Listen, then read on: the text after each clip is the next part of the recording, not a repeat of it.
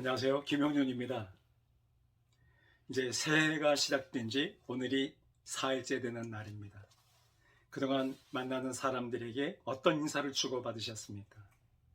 새해가 되면 사람들은 이구동성으로 약속이 난 듯이 새해 복 많이 받으세요라는 덕담을 주고받습니다. 그 말의 의미는 참 좋은 것이죠. 또 충분히 이해가 되는 말이기도 합니다. 그러나 저는 일부러라도 의식적으로 그런 인사를 하지 않습니다. 그런 말로 인사를 하지 않는 지 제법 여러 해 됩니다. 왜냐하면 왠지 복 많이 받으세요라고 인사를 하면 너무 인본주의적이고 세상적인 느낌이 들어서 그렇습니다. 그렇다고 그렇게 인사하는 분들이 잘못되었다라는 말은 결코 아닙니다.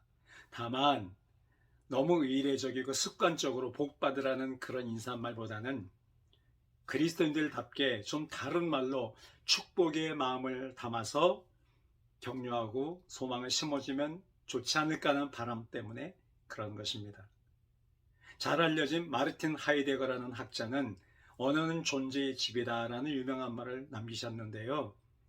사람마다 고향이 있고 거하는 집이 있듯이 우리 인간의 언어는 그런 역할을 할 수 있다는 것이죠. 우리가 언어란 존재의 집 안에서 살아가는 게 바로 인간이고 인간의 삶이 아니겠습니까?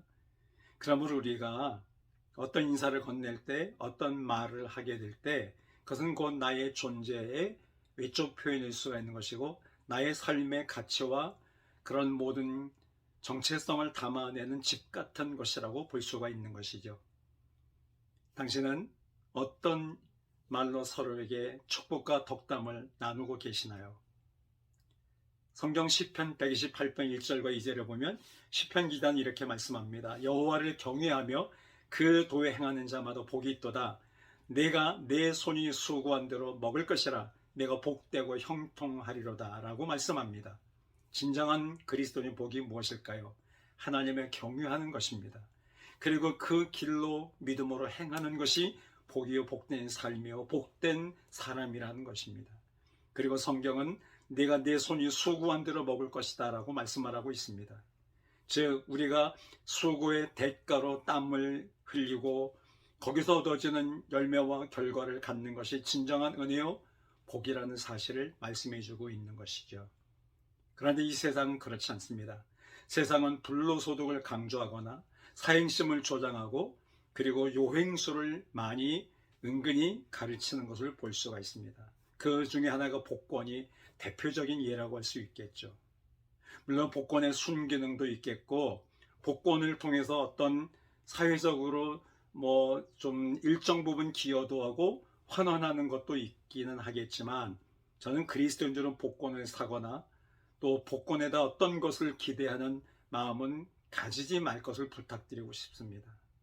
왜냐하면 우리가 땀 흘려서 내 손이 수고하고 내가 심은 대로 거두는 최선의 삶을 통해서 얻어지는 결과를 진정한 하나님이 주시는 은혜요 복으로 알아야 된다는 것이죠. 우리가 쓰는 말 중에 불한당이란 말이 있는데 안 입을 자 땀 한자, 땀을 흘리지 않는 존재들이란 뜻이죠.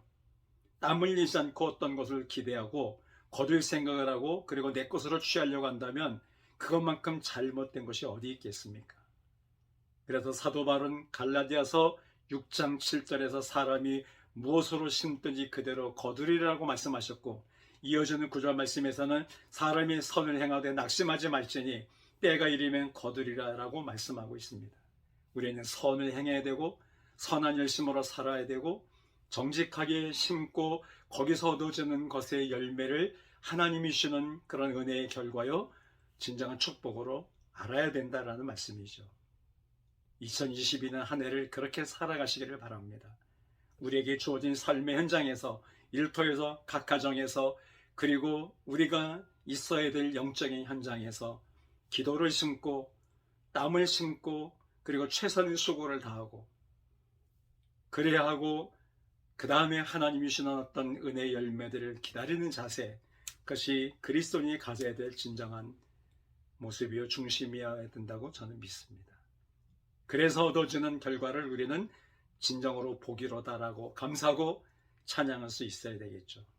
그런 은혜와 복이 이 한 해 동안 함께 하시길 바라면서 우리를 사랑하시는 예수님의 이름으로 축복을 보냅니다. 행복하십시오.